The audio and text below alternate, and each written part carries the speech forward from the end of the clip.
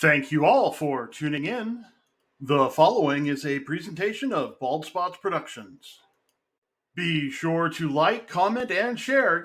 Subscribe, follow, whatever it is you've got to do to kick that algorithm into gear and help us reach more people. Yes, it is I, your humble host, Bill Hatch III, coming to you live from the Palatial Loom Studios of Bald Spots Productions here in the beautiful city of Malden, Missouri. And joining me from more than acceptable safe social distances are my guests for today. We have Lisa Smith and Dr. Jeffrey Scales. How are you two doing? Very Awesome. good. Excellent. Excellent. Yes. Looking forward to it. Great. Thankful for air Yes, I know conditioning. we had some technical difficulties trying to get started, so it's like a big relief being able to actually talk with everybody. Uh, but first question I always ask is, what are you reading, or who are you reading? And well, since I'm not afraid to be a sexist, we'll go ladies first. And Lisa Smith, I'm Lisa, reading you book yourself solid. Yourself Okay, Solid. It's a small book. nice. Yeah, I Michael can Boyd. tell. Yeah. Great. So And book yourself that's what on I'm what reading. solid? Well, What are you it's booking it's yourself on? for people in business, right? How to book yourself with so many, clients that your book solid. Okay, great. So Great. it was And actually it was they have one that's specifically for chiropractors. So I'm sure like there's a lot of good stuff probably for dermatologists in there. That would be interesting. probably. Dermatology is one of those fields that's in great demand right now. So booking ourselves solid is something that's happening without help right now. So I would, but always there's the need to be able to run a business better. And so I'm always interested in books that teach me something about running a business or being a better person, being more organized, being more at peace. So any self-help books like that that are recommended, I like. I'm reading fiction right now. I am a big fan of Michael Crichton, and he has a book that was just released with the help of James Patterson, which was a final manuscript his wife found by accident somewhere in his Wow. office. And it's called Inferno. I've read nearly everything he's written in under the name Michael Crichton. Of course, he has some other things that he's written under other names in different genres. But I'm reading that, and I keep a backlog of about 30 books. I'd like it to be shorter than that, but I get through them as I can. And my two favorite probably are Preston and Childs. They write in the same vein, same genre as say Michael Crichton. They pick up where he leaves off, and I that's what I'm reading right now. Yeah. Okay. My dad loves Michael Crichton. So I've bought him some of his books. I'll have to find out if he has this lost manuscript book. Yeah, there were two he had like that. It was one that was a pirate manifesto, which came out after he died, and then there was another that was about it picked up where where the Andromeda strain left off, and so that was one. And then he's had this particular one, and there were one or two others that people stepped in to try to finish. Interesting man, very smart man. Yes. Very, very What are prolific you too. reading right now, Bill? Well, I'm actually in school, so I'm reading school books right now. I've got it's the classes on Christian theology, and I'm reading 50 Core Truths on the Christian faith, and learning theology with the Church Fathers. So which Wow. is really difficult to read because it's boring. The 50 Core Truths book is easy because it's easier to read because it's divided into each chapter is a subject. So it's like if I know what subject I need to look at for the week's class, I can just open it up and go, oh, okay, there we go. That's what we're talking about, and all. But the Church Fathers book is just it's biographies and they're not particularly organized well for being a textbook. But I'm also working on writing a book, and so I don't see how people can be so prolific like Patterson and Crichton were and are. Um, because it's like it's taking me forever to write this thing. So it's clearly a skill, a gift. Yes, I've heard it's a long process usually. Yes, it can be. It can be. I got schooled last night on another podcast, on a business podcast I do, with some friends. And I got schooled last night that no, you should only be doing about 3 months per book. And I'm like, oh, okay, really? Yeah. Like, who decides that? Yeah, who decides that? Well, the guy who trains people on how to write books does. How many books has he written? Mm-hmm. Probably a lot. So he's learned. Yeah, he's written quite a few. Yeah. So. Now, I wanted to give you both a chance to plug your thing. Now, we've already let it cat out of the bag that Dr. Scales is a dermatologist and all, but tell us a little bit about what you're promoting. Why come on a podcast? Well, I enjoy talking about the field of dermatology in general. I have a practice that I started 27 and a half years ago, and I work as a small business person and as a practitioner. I enjoy this format. I've been on several podcasts before, and we have a chance to discuss all sorts of topics and address the field of dermatology and health in general. So I enjoy having an opportunity to speak to the audience. Okay. Awesome. That's great. It is great. It's a little unusual, a little unique, and so I definitely appreciate that. But yeah, a lot of I've noticed a lot of doctors don't really have. They're expected to go into business, but they're not really trained in business. And Wow. Well, you must. I mean, it clearly must be radiating through the camera right now because I'm dealing with some business issues. It's exceedingly difficult, but you are always a product of business. Healthcare makes up 1/7 of the economy, and certainly. I think in a perfect world, most doctors would practice and do the things that they enjoy doing in terms of taking care of people. But what you find is that it's inescapable to deal with the business aspects, be it how productive you are. So, for instance, in big healthcare systems, they have business people that come into the office and will look at numbers and coach and try to encourage people to move faster and to be more productive in what they do. They get graded and they get paid bonuses on the basis of things like that. There are 2 big healthcare systems in my area that one in particular is known for that. And so people, whether they are running the business or not, are certainly at the whim of how business functions around them. Running a small practice, as I do, has been incredibly challenging to me to run the business. I've been in it a long time now, but it is definitely a different animal than taking care of people. I enjoy most talking to people and taking care of people. I enjoy being a business person less, but you're correct. Yeah. Okay. And Lisa, you are a performance coach. Is that accurate? It's more like I'm a behavior change coach. Okay. With that behavior change, you can improve how you're performing in certain areas or change habits that are producing undesirable outcomes.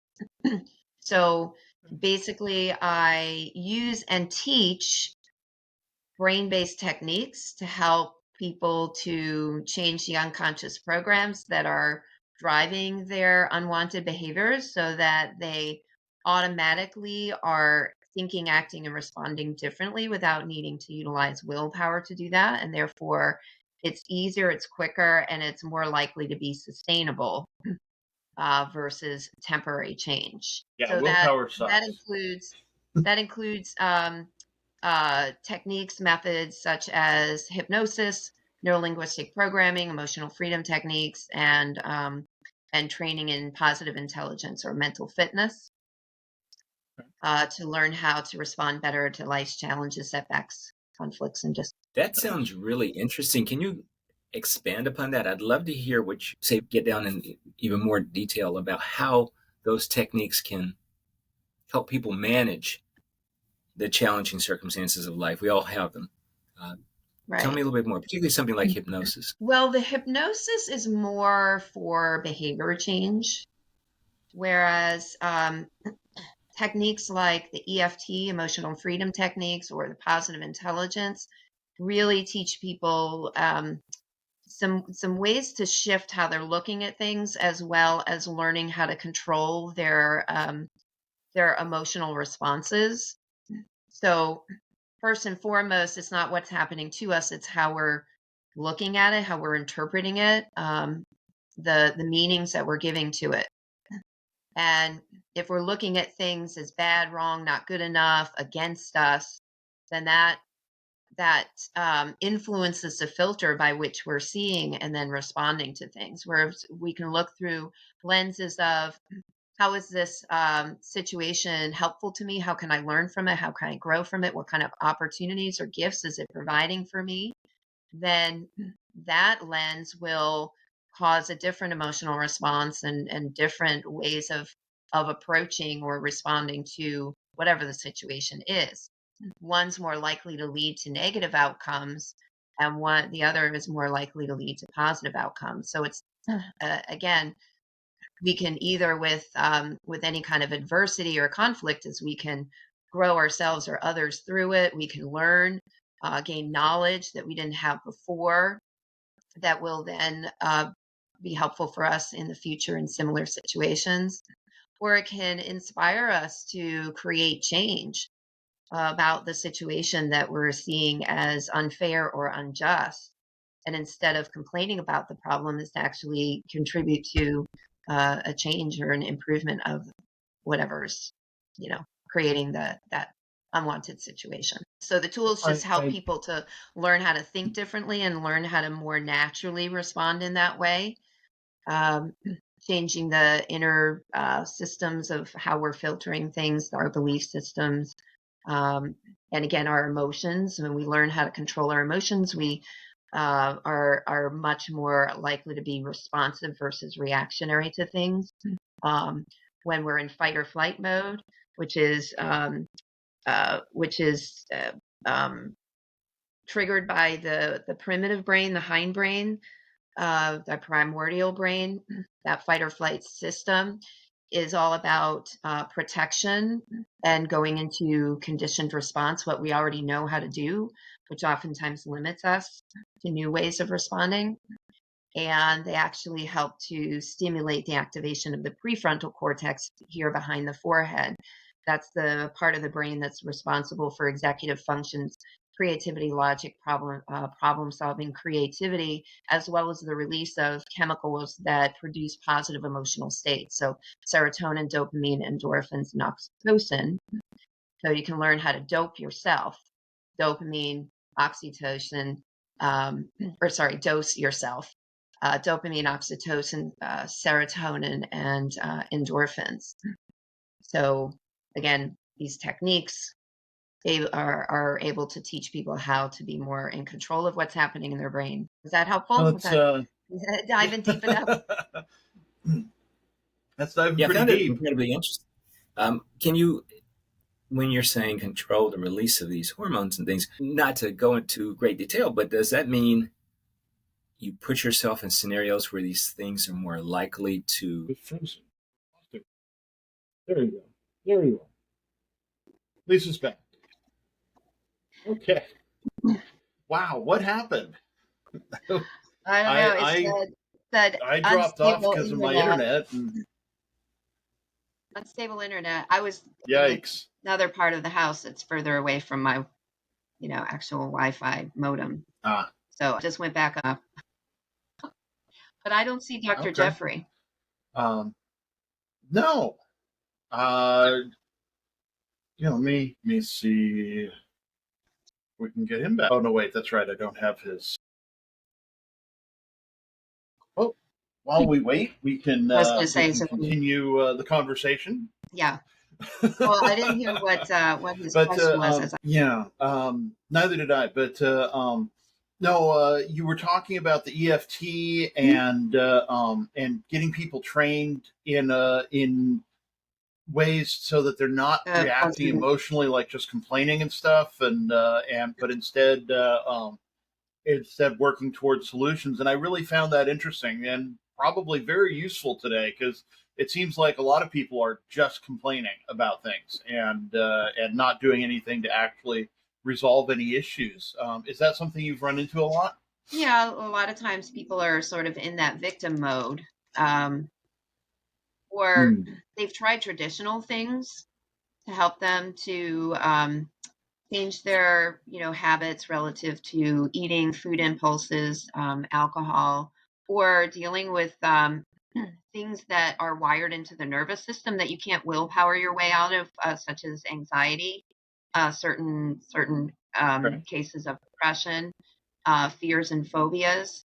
So these tools, again, literally help to rewire the brain and the nervous system that are programmed with those old unwanted conditioned responses, so that um, the nervous system re-regulates itself um, back to a more stable state. And in terms of, again, things like, the habits, the emotions that are driving the unwanted habits, people are essentially doing through either good habits or bad habits are um, they're utilizing them as ways to shift out of negative emotional states into more positive or desired ones. And it's the resources by which we do that that can either help us or hinder us.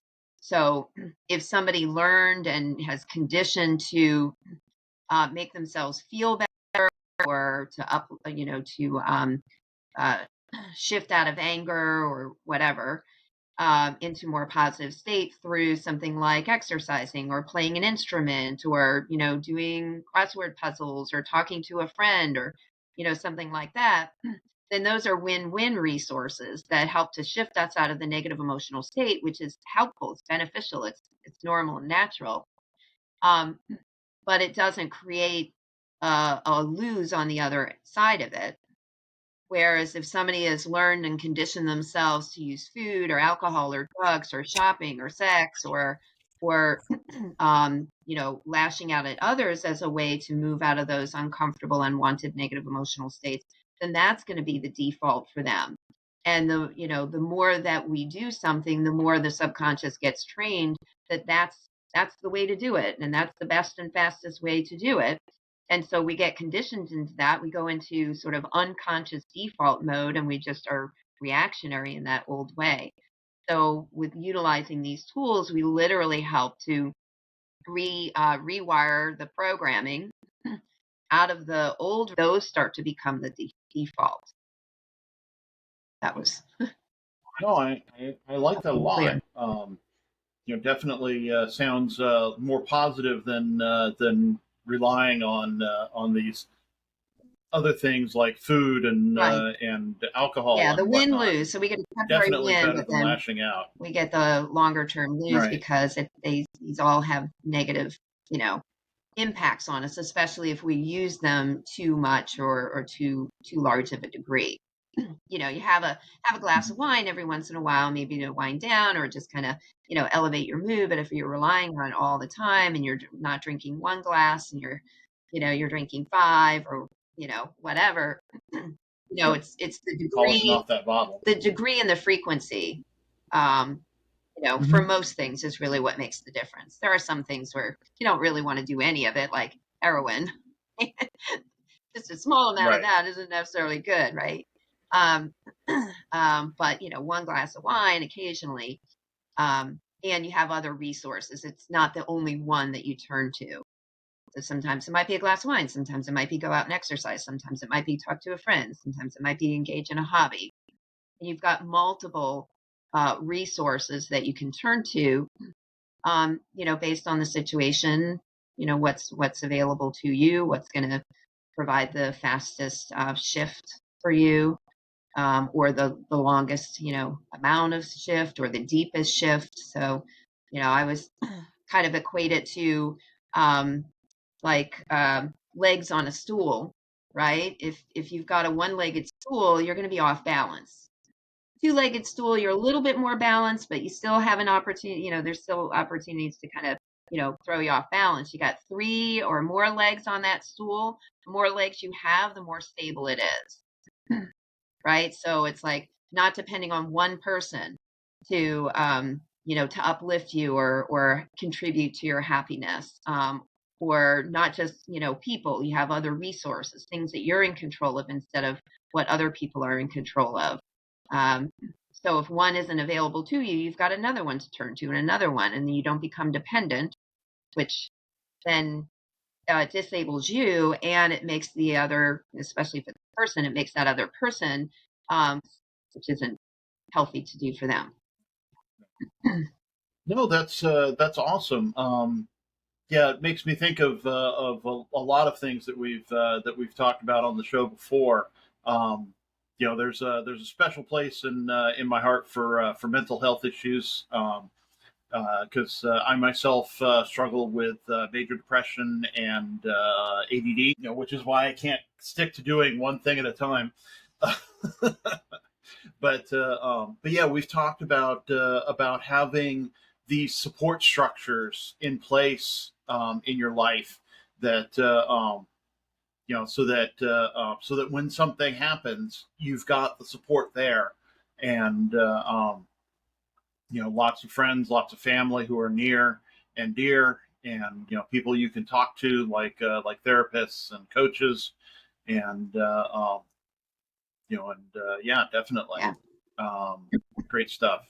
So I always love talking about what I do, but I would love to hear from Dr. Jeffrey as well. I admire greatly dermatologists. I have Irish skin. So I had a lot of sunburns when I was a kid. As do I. So I'm trying to minimize the, the outcome damage from that. So I do, and skin cancers and melanoma and things like that do run in my family. So I do two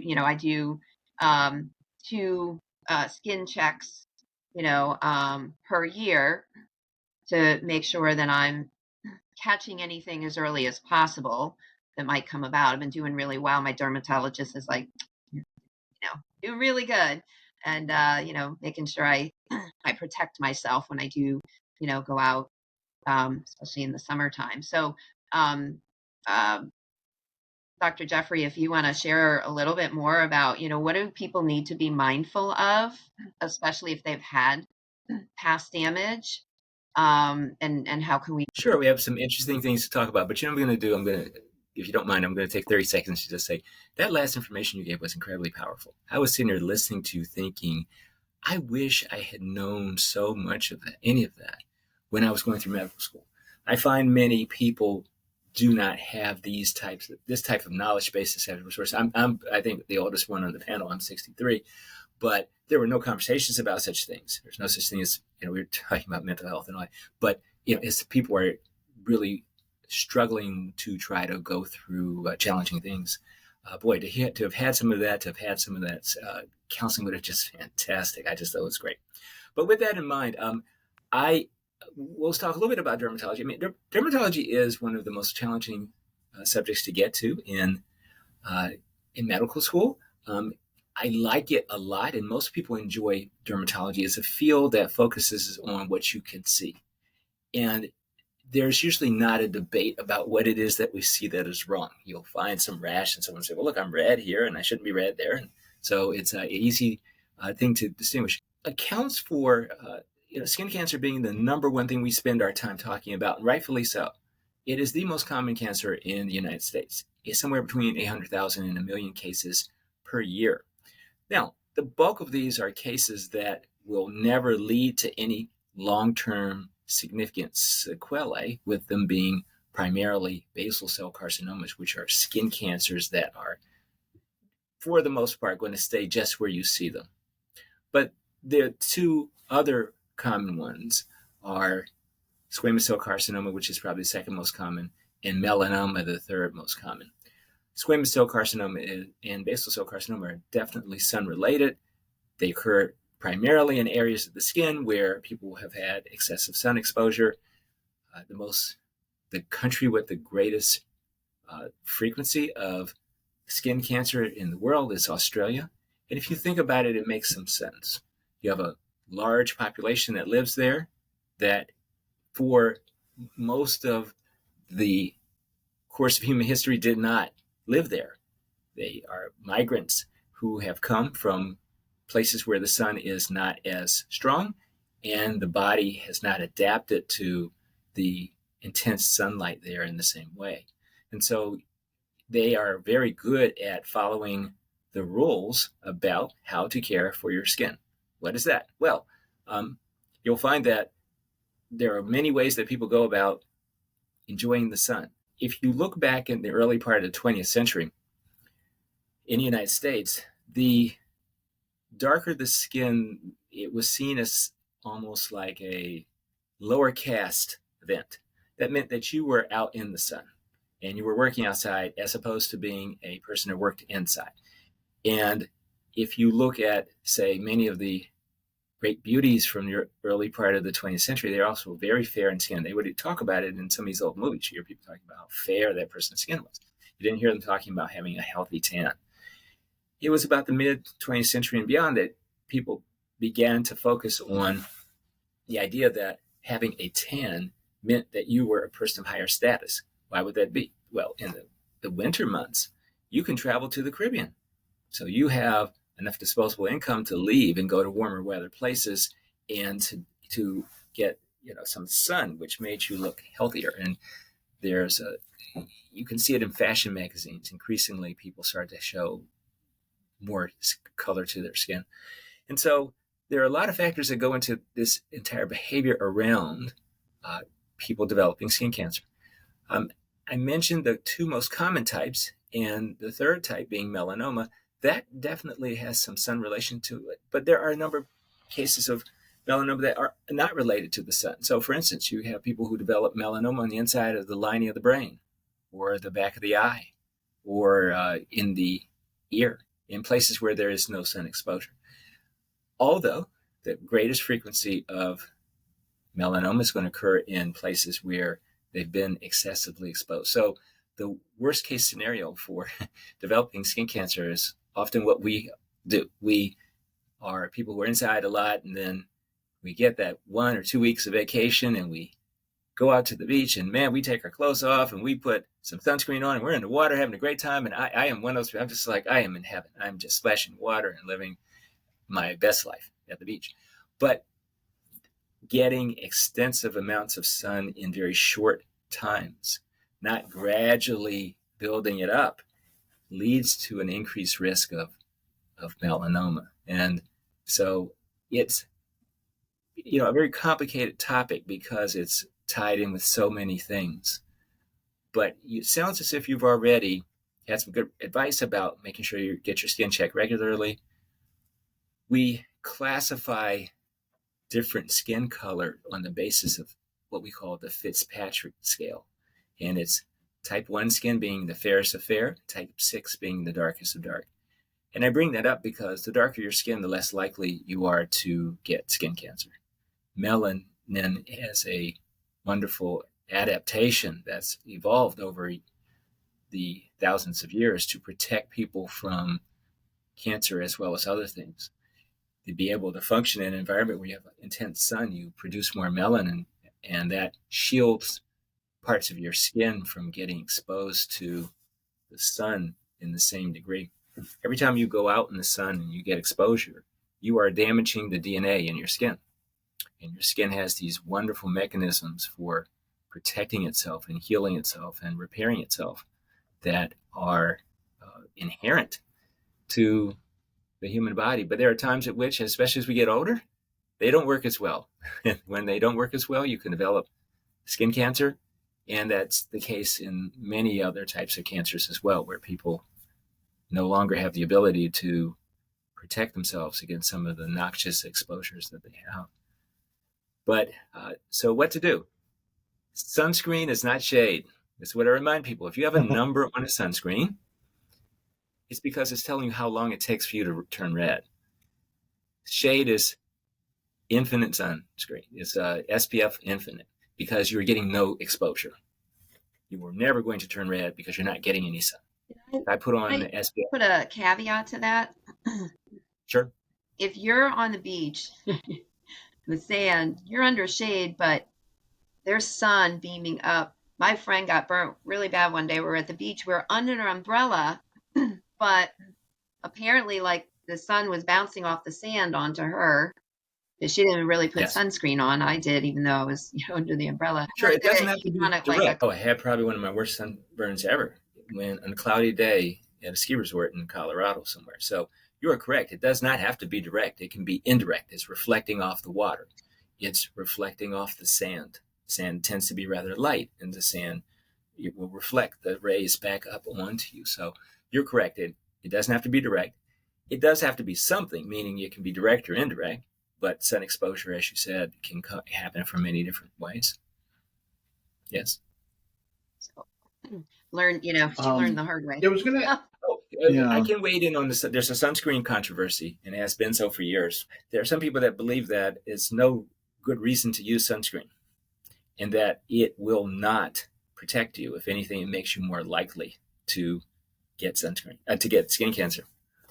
And because of the chemicals. Yeah. They are saying that perhaps these things are really promoting the penetration of sun into the skin. Now, there's two major types of sunscreen. There's what we call reflective sunscreen, or people call it mineral sunscreen. That's the stuff that they used back in the 50s, where what you do is you take some thick cream, you put some metal flakes in it, and you put it on your skin, and when the sun hits it, it reflects it. It's almost like an umbrella. And that in and of itself says a lot, that you're protecting yourself by just reflecting the sun from your skin. I don't see anything that could possibly be of any concern there. Now, other people will talk about the second type, which is the kind where you have chemicals and the sun hits the skin and the chemicals absorb the sun's rays. And there are people who have allergies to that. Sometimes they're a little irritated. And there have been these large studies of people looking at these large databases saying that, well, if you look at certain parts of the world, certain parts of the country, you see there's more problems with skin cancer. And if you do this, these are never direct studies where they go out and look at people using sunscreen and ask them. It's usually looking at big databases where they'll say, okay, among this population, it looks like the ones that said they use sunscreen more complain more about skin cancer. You could argue that the ones using sunscreen more are the ones that are out in the sun more. You could argue that they're not very good about using sunscreen. You're supposed to use sunscreen every 2 hours. When's the last person you ever seen someone apply it every 2 hours? In fact, most people don't even know that, myself included. It took me a few years to realize, hey, that bottle said apply it every 2 hours, not once in the morning, once in the afternoon. So, and when you come out of the water, variables.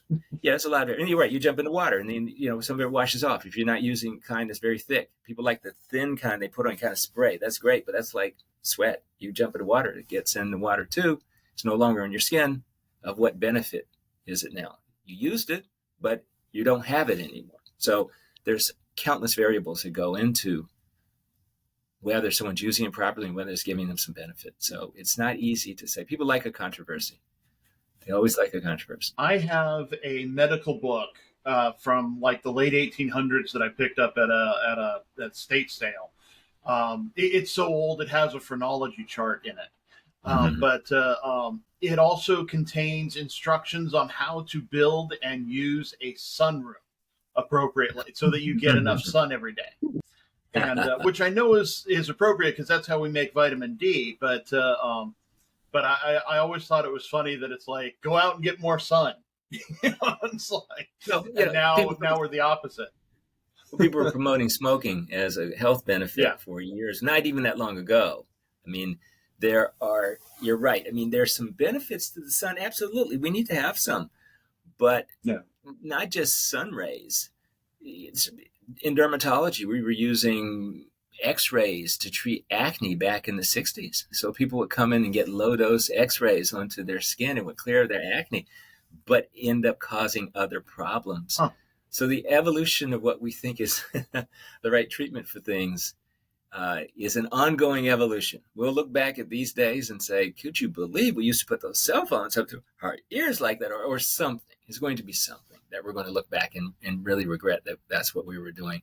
But yes, you could argue inappropriate amount of sun, some outdoor activity, it's probably good for you. It's the appropriate amount. Maybe using some sunscreen, maybe not laying on the beach. When I'm at the beach, I walk by it often. You almost smell the skin burning as you're walking past groups of people who are enjoying themselves and they want a tan. Oh, goodness. Now, trying to change people from behaviors that they think make them more attractive is incredibly difficult. You probably know that better than I do, I'm sure, with your work. Exactly. Well, I used to do the tanning beds too. I was like, oh. Sure, and they're incredibly dangerous, and they are. But who knows? Who knew? We were doing. Well, I thought I was doing the right thing, and possibly, I did have some benefit doing for a week or so before I was going to a tropical place, like in the wintertime, just to give myself some of that, some of that. Some people call it a base tan. Base. So I wouldn't. Looks like we dropped Bill, but so we'll keep the conversation going. I think we're shifting in and out. It's tag team. Yeah. Tag team today. So I had a thought. It's like something that could sort of connect what you do and I do. Is I have worked with some people and other hypnotherapists have done this with people who had more psychosomatic skin conditions that were improved through utilizing hypnosis, such as constantly scratching themselves, or pulling their hair, their eyebrows, and things like that, and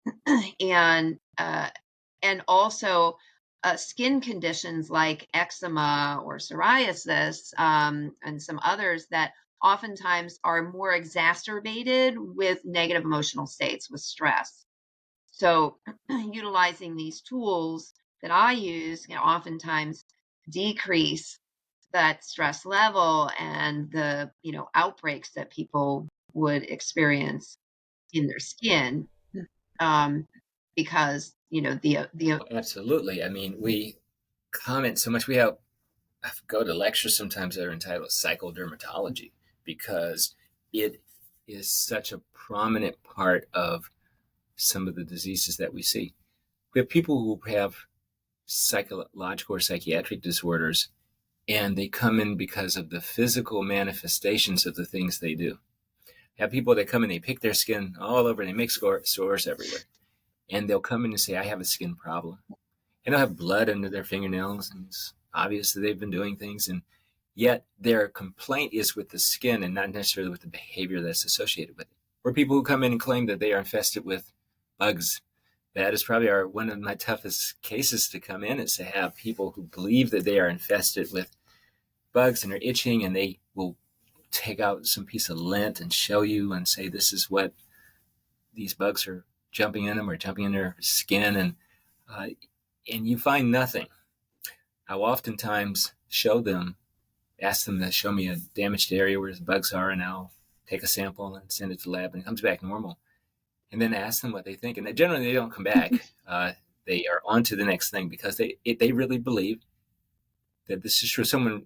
I was at one lecture, and a man made a point of saying, imagine if you went home or you went to a doctor's office, and you brought your spouse with you or your significant other, and they said, this is, like I brought my wife, and they would say, this is not your wife.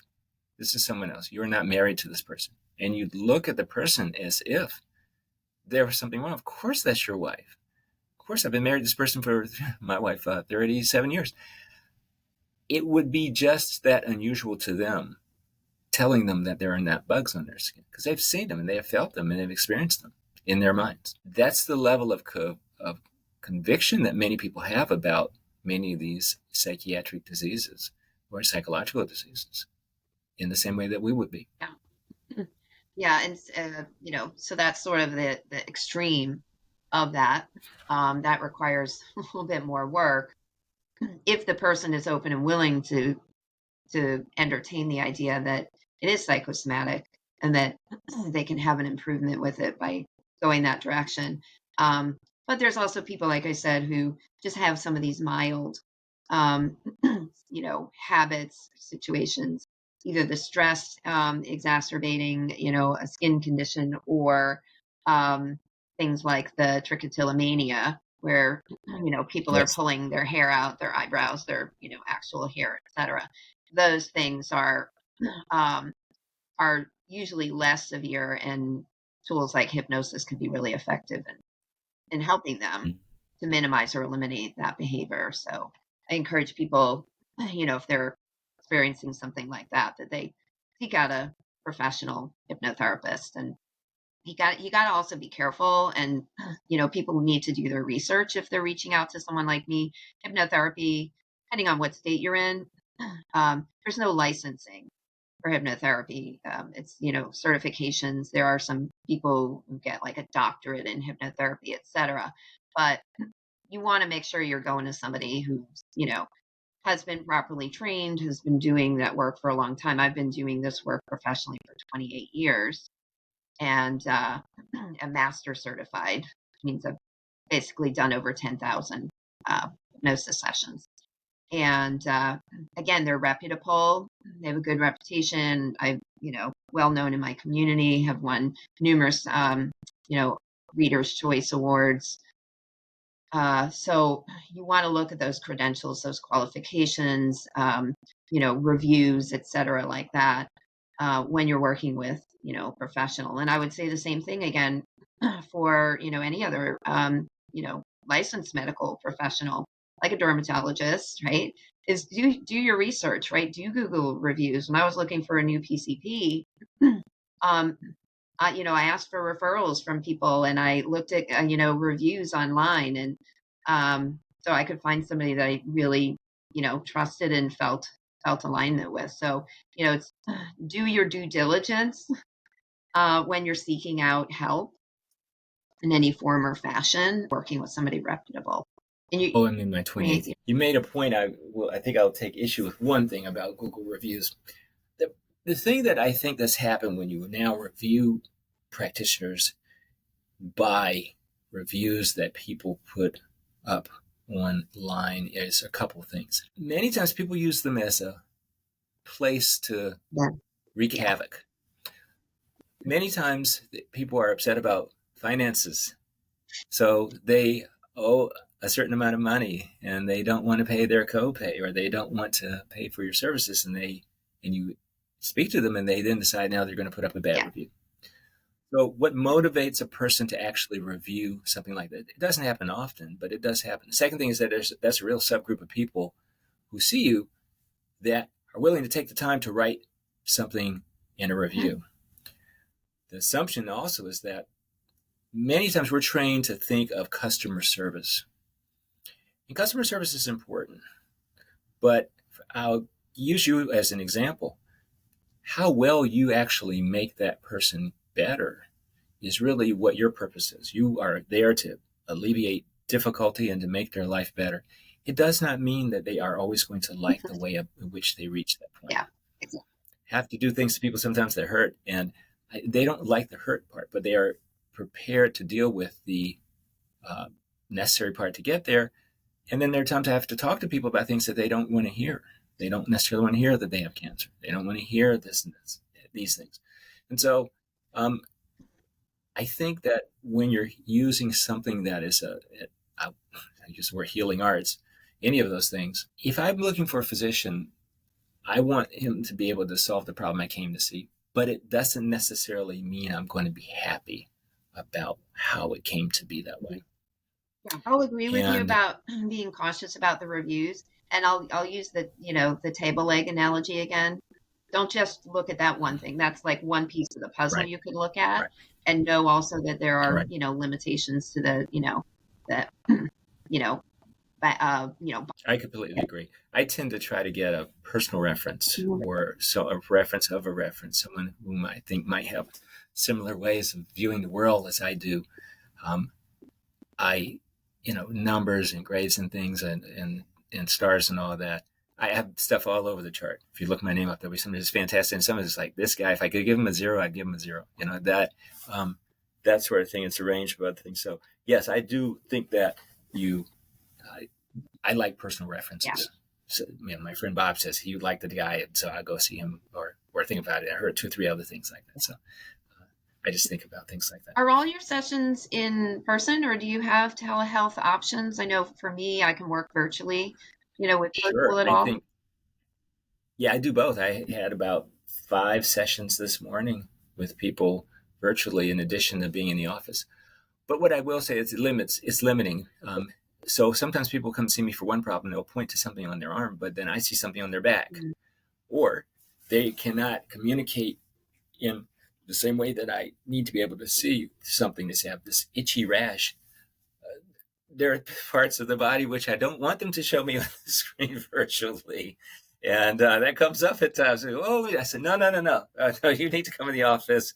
Let's do it. So it lends itself to a limited type of of exposure. Oftentimes, after I've seen a person in person, I can talk to them about it. That's what I use it for most.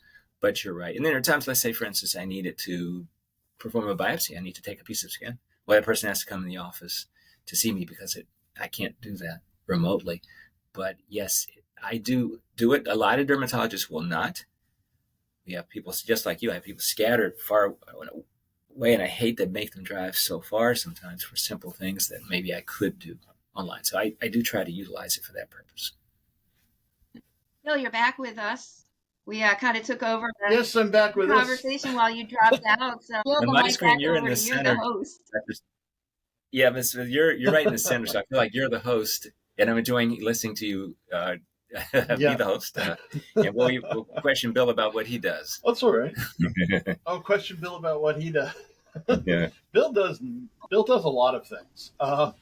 But I did want to ask real quick because I, like Lisa, I have the Irish skin runs in my family.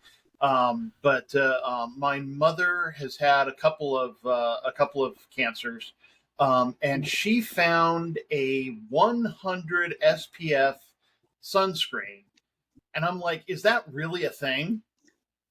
I mean, can you really get that strong of a protection? So you ask a good question because it's not a linear conversation. What does that mean? So, for instance, if I tell people never to get anything less than an SPF of 15, but 30 is not double the protection of 15. So let's say that you looked at protection level of 15 and it's 93%. If I go to 30, maybe it's 95%.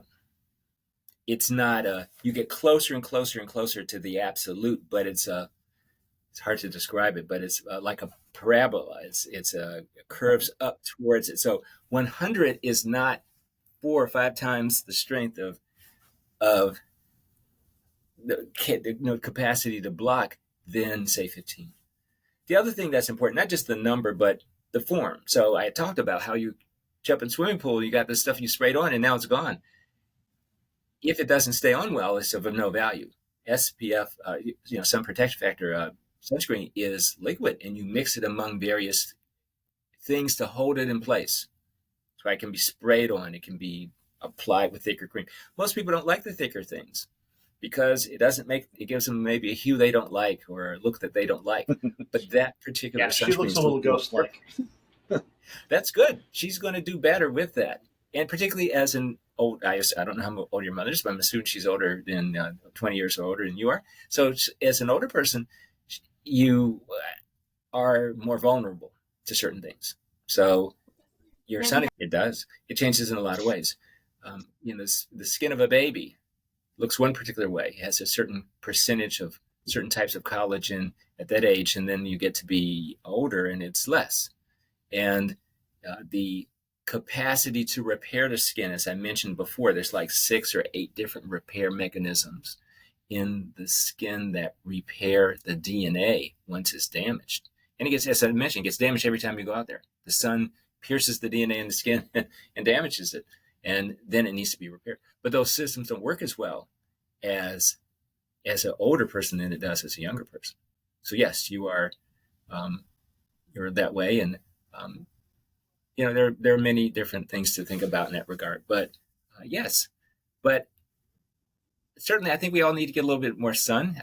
I don't, I'm sure you've read enough, like I am, how many people sit in the house and they don't do much anymore. They stare at the phone and stare at the TV and feel lonely. And don't get out in nature very often. And I think on an average day, how much time do we really spend outdoors, even in nice weather? If you have 24 hours in a day, how many hours are you out on an average day? For most of it, it's less than one. It's walking back and forth to the car, maybe going to the grocery store. So a little bit of sun and maybe some vitamin D. It's good. Say it again. I missed you. Yeah. Oh, if you have a dog, that's better. See, and people with dogs seem to live better lives, I'm told. So that's one of it. That's a good thing. That's a good excuse. Someone mentioned it to me 2 nights ago about owning a dog, that it makes you get out of the house more. And I thought, that's a real benefit. That is an excellent thought. I don't have a dog, but she does. Yeah, getting out in nature is definitely underrated as far as how much good it can do for your mental health, especially. But yeah, also your physical health. I mean, got to get up and move. But you should move somewhere. Yes. Yeah. Even if you're not out in nature, maybe you're in the city. I get most of my sun exposure when I go out to mow the lawn. So. Now that you have a lawn to mow, as you were mentioning to me, right? Now that I have a lawn to mow, yes. Yeah, I'm getting I have to get a bigger lawnmower. The lawnmower I have is not very big, and so it takes forever to mow the lawn. You should consider, we're off on you should consider one of the new robotic lawnmowers. They're not very expensive, and they will do the job consistently. Oh, they're very good. Okay. I have one coming next week. So nice. Yeah, I should look into that. They're not very expensive. You'll have to let us know how it works. Check back with me in a month. Check back with me. Okay. I'll either be a big fan or I'll be very disappointed. One of the two. Okay, well, because of all the jumping and getting on and off and everything, the timer's all offset. So I'm not exactly sure how long we've been on, but it's been about an hour. I think it's been about an hour. So I want to leave them wanting more. So so we'll go ahead and conclude. But before we go, I want to ask if either of you have final words for the nice people. Why don't you start, Ms. Smith? Okay. I think the main thing is that I always want people to know is that our minds are really powerful, but most of us are not taught how to use this amazing thing up here. We know more about how to use our technology, our cell phones and things like that, than we do our own, our own brains. And so I really encourage people to explore some of these techniques and learn about them. I train all my clients in how to use these techniques, so they're not dependent on me. Like, I try to empower them, right? They work with me, I use the tools with them, but I'm teaching them how to use a lot of them at the same time to speed up the process of what we're doing together, but I also have the tools to continue to use and apply, through their life. So that they can feel more of a sense of control over, how they're thinking, acting, and responding to things and getting better results in their life.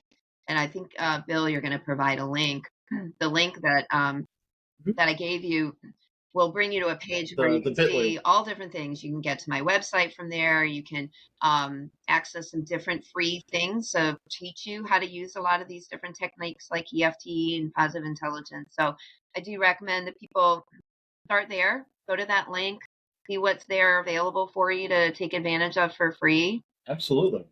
Yeah, I will definitely have the link in the description so people can find it as easily as possible. I think in closing, I'd say if you are a person who has any concerns about your skin, make sure that you seek a dermatologist to look at your skin and check some of the concerns you may have.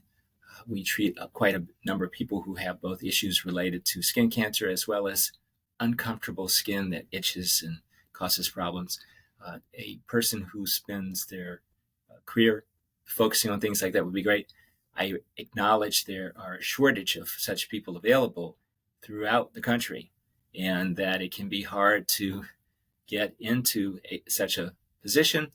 I suggest if that's the case, then you accept whatever appointment they have available, which might be 6 months away, but also let people know that you're aware that you're available to come on short notice. We have a cancellation list, and so when people aren't coming, we get a cancellation. We call someone and say, hey, would you like to come in? So they may have been waiting 2 months. Now they wait maybe 2 days. So keep that in mind and, get out and have a good time. Wear your sunscreen, get out in nature and live life. Great advice. Great final words from both of you. And I will say, take some risks out there. Remember to wash your hands and stay tuned for the ending credits. Thank you all for tuning in. This has been a presentation of Bald Spots Productions. I'd like to thank our producer, my beloved mother, Eileen Hatch. I, of course, am your humble host. I'd also like to thank my special guests, Dr. Jeffrey Scales and Lisa Smith. Support the show if you feel so led over on patreon.com. We're known as Bald Spots Pro. Don't you dare miss YWL Online. You can find us on Facebook, YouTube, and wherever fine podcasts are offered. Be sure to tune in next time when my special guest will be Paul Joel, the author of A Man Like You and Me, a supernatural adventure story, which is based on a true tale of miracles. He lost almost all of his memory in 2019. You might remember him from his previous appearance on the show. And Kimberly Cloud, a podcaster herself of The Kimberly Cloud Show. She has a deep interest in psychology and has seen UFOs. Be sure to like, comment, and share.